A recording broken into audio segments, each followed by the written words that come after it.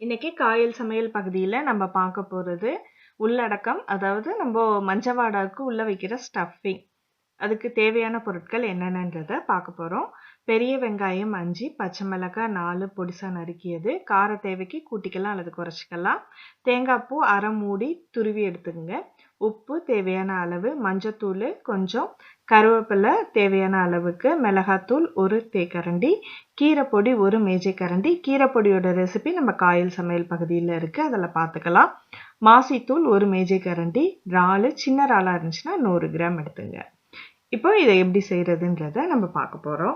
இப்போ சட்டியில் 1 table spoon எண்ணெய் போட்டு, எண்ணெய் காஞ்சதுக்கு அப்புறம் கொஞ்சோண்டு பொடிசா நறுக்கி வச்சிருக்கிற வெங்காயம், பச்சை மிளகாய், கருவேப்பிலையை போட்டு கொஞ்சம் நல்லா ஃப்ரை பண்ணுங்க.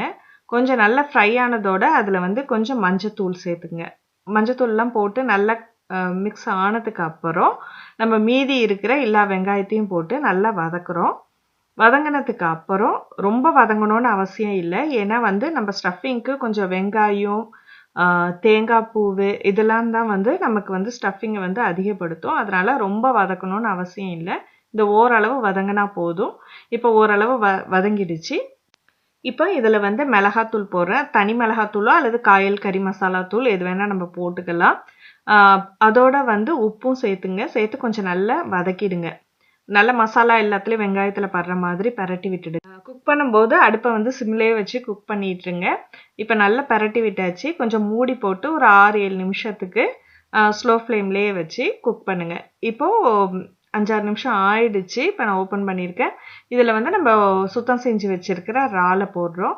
இறால் பெருசாக இருந்துச்சுன்னா 2ஆக கட் பண்ணிங்க, 2 அல்லது 3. சின்ன இறாலாக இருந்துச்சுன்னா அப்படியே போட்டுட்டு நல்லா மிக்ஸ் பண்ணுங்கள்.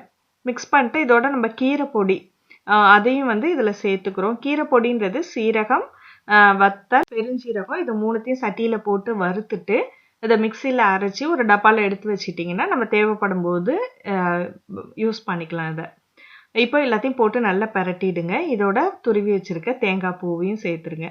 தேங்காய் பூ போட்டதுக்கப்புறம் அதிகமாக நம்ம வதக்கணுன்ட்டு அவசியம் இல்லை. நல்லா தேங்காய்லாம் எல்லா இடத்துலையும் படுற மாதிரி நல்லா பரட்டி விட்டுடுங்க. பரட்டி விட்டுட்டு ஒரு 2-3 நிமிஷம் இருந்தால் போதும், ரொம்ப நேரம் வதக்கணுன்ட்டு அவசியம் இல்லை. ஒரு மூடி போட்டு குக் பண்ணிவிடுங்க. அதுக்கப்புறம் அடுப்பை அணைச்சிட்டு கடைசியாக மாசித்தூள் உங்களுக்கு தேவைன்னா 1 டேபிள் ஸ்பூன் போட்டுக்கலாம். அதுக்கு மேலே உங்களுக்கு வாடை பிடிச்சிருந்துச்சின்னா கூட போட்டுக்கலாம்.